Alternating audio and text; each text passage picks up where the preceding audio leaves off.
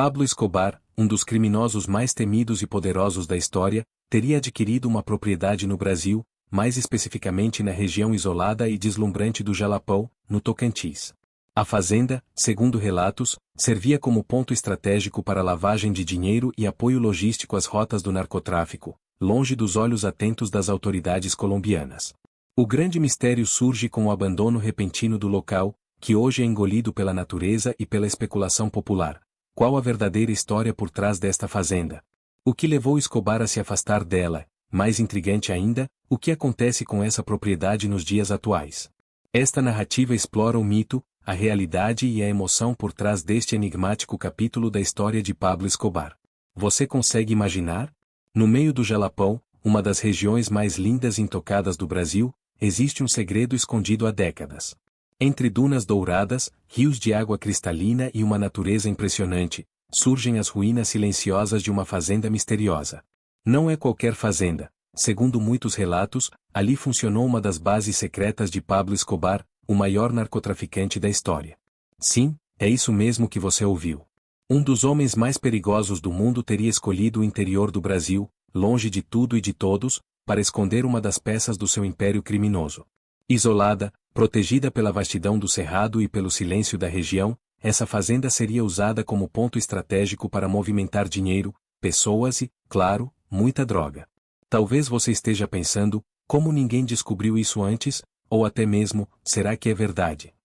Mas, independentemente de parecer improvável, os sinais estão lá, vestígios de uma pista de pouso improvisada, muros altos, compartimentos escondidos e o mais estranho, o total abandono, como se quem passou por ali tivesse fugido às pressas, deixando para trás apenas os rastros do que foi um dia um esconderijo perfeito. Essa não é apenas uma história sobre crime. É sobre como lugares aparentemente tranquilos podem esconder passados sombrios. E, principalmente, sobre como o ser humano é capaz de transformar até os cenários mais paradisíacos em ambientes de medo e mistério. Talvez você já tenha passado por isso também, visitado um lugar que parecia só bonito e pacífico, mas que, depois, revelou ter uma história escondida, daquelas que fazem a gente arrepiar. Por isso, hoje vamos juntos desvendar todos os detalhes desse mistério. Por que Pablo Escobar escolheu o Jalapão? Como funcionava essa fazenda secreta? O que aconteceu com ela após a queda do império do narcotráfico? E, principalmente, o que restou dela nos dias de hoje? Mas antes de seguirmos, quero te fazer um convite. Você já visitou um lugar que parecia ter um segredo escondido? Já teve aquela sensação estranha, de que algo aconteceu ali, mas ninguém fala sobre isso? Me conta nos comentários. Eu adoro conhecer histórias como essa, quem sabe, posso até transformar a sua experiência em um próximo vídeo. E claro, se você gosta de histórias assim, cheias de mistério, suspense e revelações, inscreva-se no canal e deixe seu like. Isso é muito importante para que eu continue trazendo conteúdos incríveis como esse, que nos fazem refletir sobre o mundo e sobre nós mesmos. Agora, volte sua atenção para essa imagem. Imagine o som abafado das hélices de um avião cortando o céu do cerrado, o barulho de pneus deslizando em uma pista de terra batida, e, ao redor, apenas o silêncio absoluto das árvores e da areia. Esse foi, possivelmente, o cenário que Pablo Escobar escolheu para movimentar parte do seu império, longe dos holofotes, protegido pela natureza e pela dificuldade de acesso. E mesmo depois de tantos anos, a fazenda está lá, ou melhor, o que restou dela. Ruínas, vestígios, e principalmente, muitas perguntas sem respostas. A partir de agora, você vai conhecer essa história em detalhes, entender o que se esconde atrás das paredes silenciosas dessa fazenda e descobrir como o Jalapão, conhecido mundialmente pela sua beleza natural, guarda também um dos episódios mais curiosos e pouco falados sobre o narcotráfico internacional. Então, respire fundo, imagine-se ali, no meio do cerrado, rodeado por dunas e rios, mas com a sensação estranha de que, a qualquer momento, algo pode surgir das sombras. Essa é a história da fazenda que, dizem, foi de Pablo Escobar. E eu te garanto, você vai se surpreender com o que aconteceu ali, e com o que ainda existe até hoje.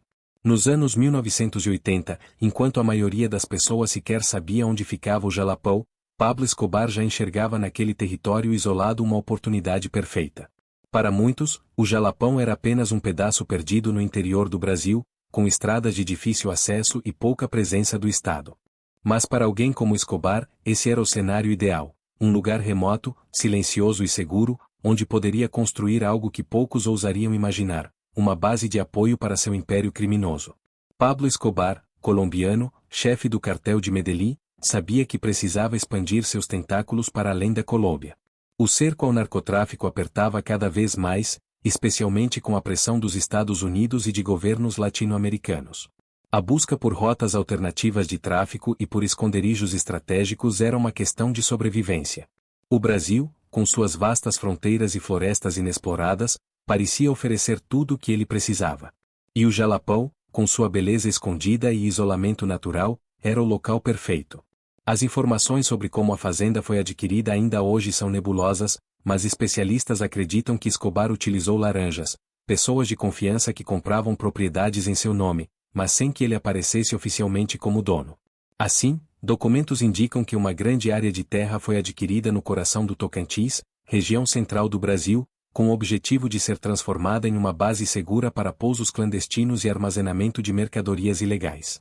A fazenda começou a ser construída discretamente. Poucos sabiam o que, de fato, estava acontecendo ali. Trabalhadores eram contratados de forma temporária, muitos sem sequer conhecer quem era o verdadeiro dono daquela propriedade imensa. Estruturas robustas foram erguidas, uma pista de pouso improvisada, galpões amplos para armazenamento e até casas de apoio para os poucos funcionários fixos. Tudo cercado por uma mata densa e estradas quase intransitáveis, reforçando ainda mais o isolamento. Enquanto isso, Escobar continuava a se consolidar como o homem mais poderoso do narcotráfico.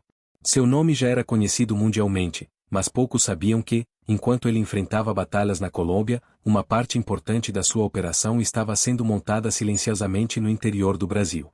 Essa dualidade, de ser, ao mesmo tempo, o homem mais procurado e o mais invisível, sempre foi uma das marcas mais impressionantes da trajetória de Escobar. Para o povoado mais próximo da fazenda, a movimentação era discreta, mas perceptível. Caminhões pesados entrando e saindo esporadicamente, aviões sobrevoando áreas onde normalmente não se via nada além de pássaros.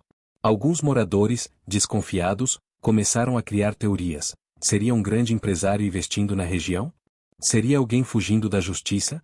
Poucos, quase ninguém, ousavam imaginar que por trás daquela estrutura estava o próprio Pablo Escobar. E talvez o mais impressionante seja perceber como Escobar sempre soube explorar não apenas as falhas da lei, mas também as fragilidades humanas. Ele apostava na curiosidade limitada das pessoas, na distância dos centros urbanos e na falta de fiscalização para montar ali mais uma peça do seu quebra-cabeça criminoso. O tempo passava, e a fazenda seguia sua rotina silenciosa. De tempos em tempos, novos caminhões chegavam, descarregando equipamentos, suprimentos, ou segundo se especula, carregamentos de drogas prontas para seguir viagem. A pista de pouso, apesar de rudimentar, era suficiente para pequenos aviões monomotores que faziam o transporte entre o Brasil e outros países da América do Sul. Assim, a fazenda do Jalapão foi se transformando, pouco a pouco, num dos pontos menos conhecidos, mas potencialmente mais importantes, da rede internacional de Pablo Escobar. Para quem trabalhava ali ou vivia nas redondezas, aquela propriedade passou a ser conhecida como a Fazenda Proibida. Ninguém ousava se aproximar demais, ninguém fazia perguntas. O medo e o mistério eram barreiras naturais, tão fortes quanto os muros de concreto que cercavam a propriedade. E você? Já esteve em um lugar assim? Um lugar onde o silêncio fala mais alto que as palavras, onde o medo é sentido, mas nunca dito?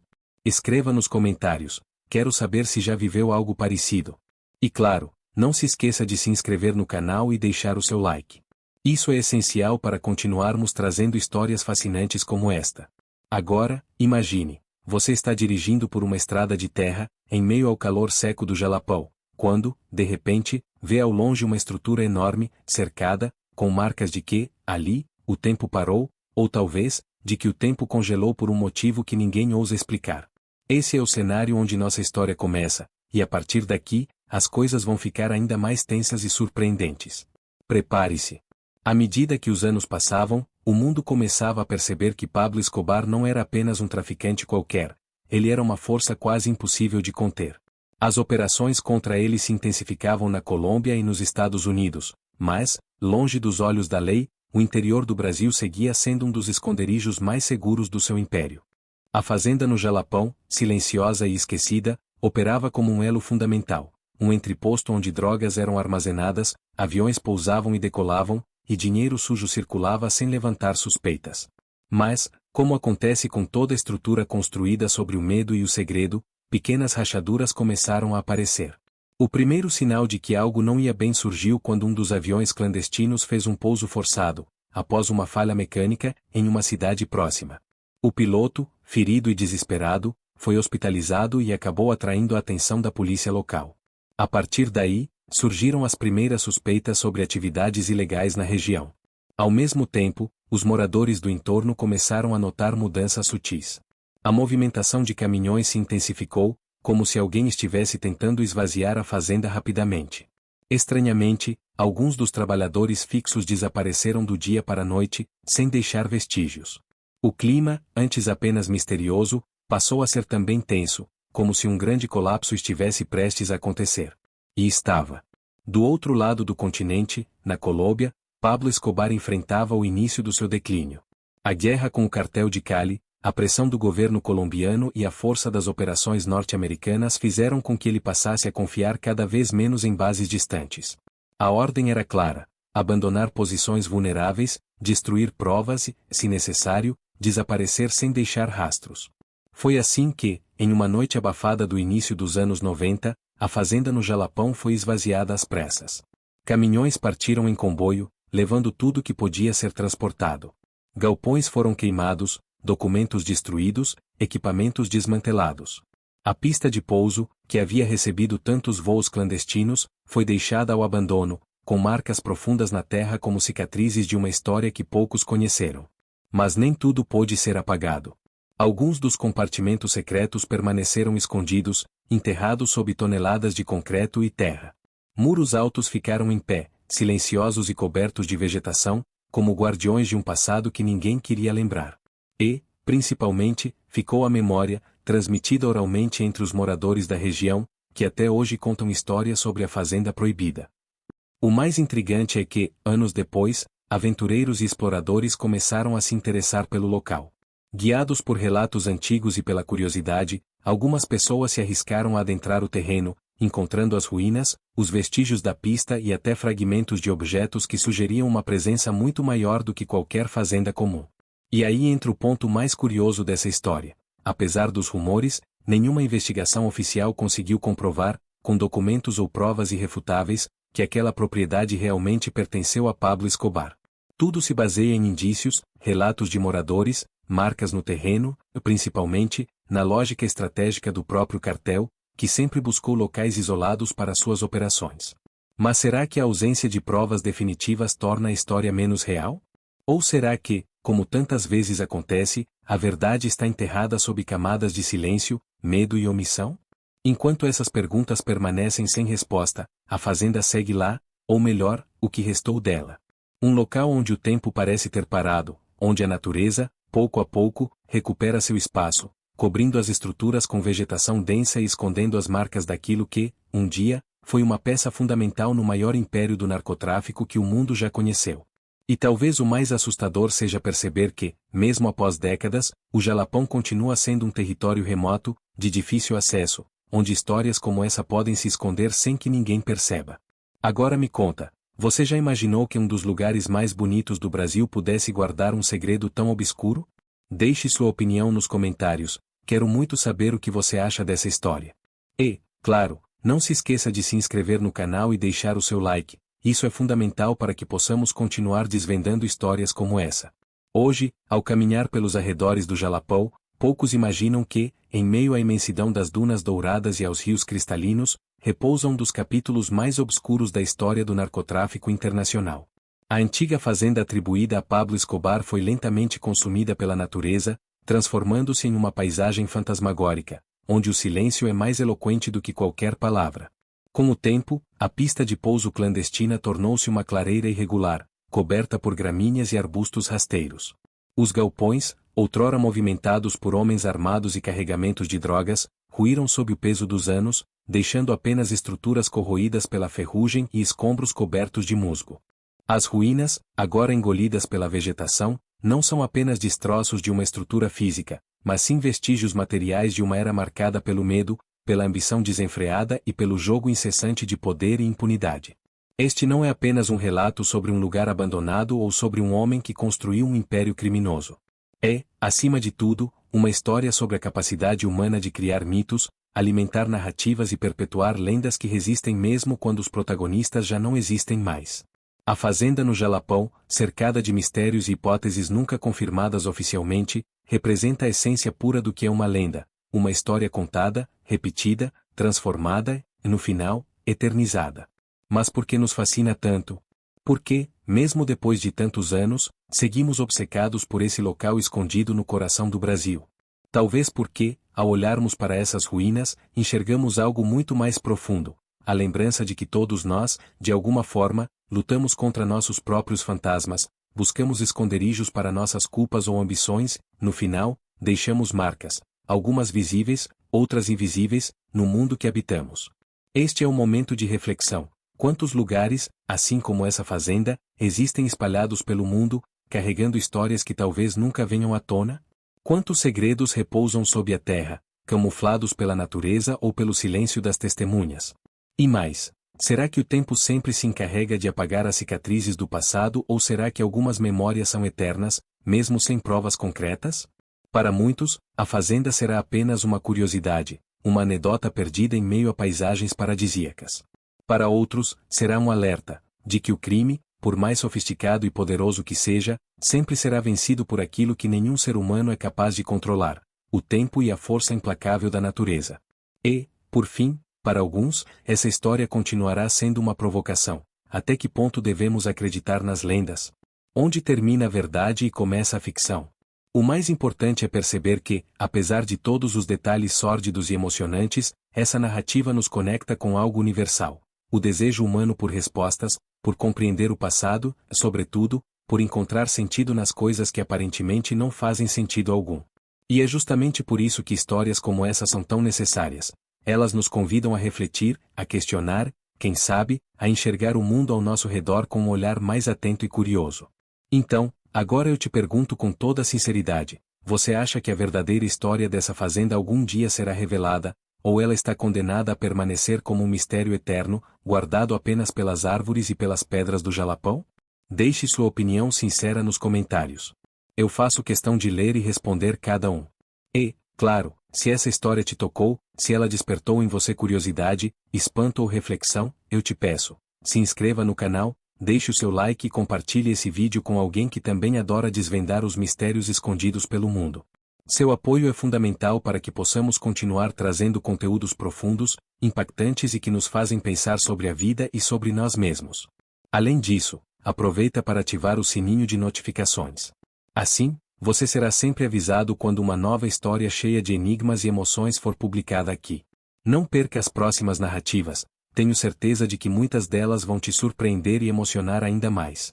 Por fim, quero deixar uma última reflexão. Talvez a maior lição desta história não esteja nas operações secretas, nas fugas cinematográficas ou nos carregamentos milionários que, possivelmente, passaram por aquela fazenda. Talvez, a verdadeira lição esteja na humildade de reconhecer que, diante do tempo e da natureza, somos todos passageiros, frágeis e finitos. E que, no final, o que realmente importa são as histórias que deixamos, sejam elas de grandeza, de arrependimento ou de superação. Obrigado por ter me acompanhado até aqui, por ter se permitido mergulhar nessa narrativa repleta de mistério e emoção. E lembre-se sempre, as maiores histórias nem sempre são aquelas contadas nos livros ou estampadas nas manchetes, mas sim aquelas que permanecem vivas na memória, no imaginário coletivo, e principalmente, no coração de quem escolhe ouvi-las com atenção. Até o próximo vídeo.